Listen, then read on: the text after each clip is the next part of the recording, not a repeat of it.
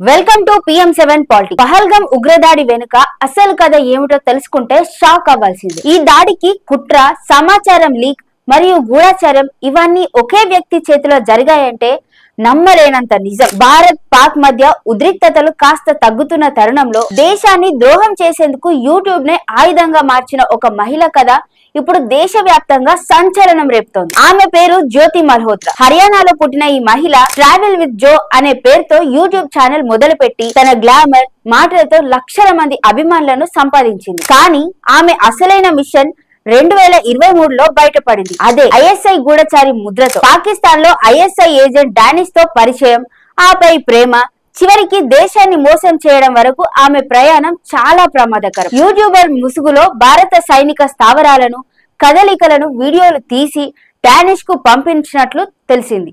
ఇప్పటికీ దర్యాప్తులో కొత్త కోణాలు వెలుగులోకి వస్తున్నాయి. పహల్గామ్ లో జరిగిన ఉగ్రదాడికి కేవలం 2 నెలల ముందే జ్యోతి మల్హోత్రా పాకిస్తాన్ ను సందర్శించినట్లు పోలీసులు వెల్లడించారు.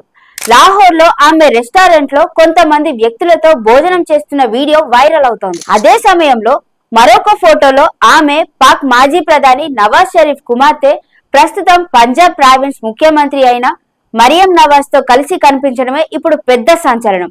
ఒక భారతీయ మహిళ గూఢచారి ముద్రతో పాక్ రాజకీయ నాయకులతో పరిచయాలు పెట్టుకుంటూ మన దేశాన్ని వదిలేసి దేశద్రోహం చేసిన విధానం దేశ భద్రతకు పెద్ద హెచ్చరికగా మారింది.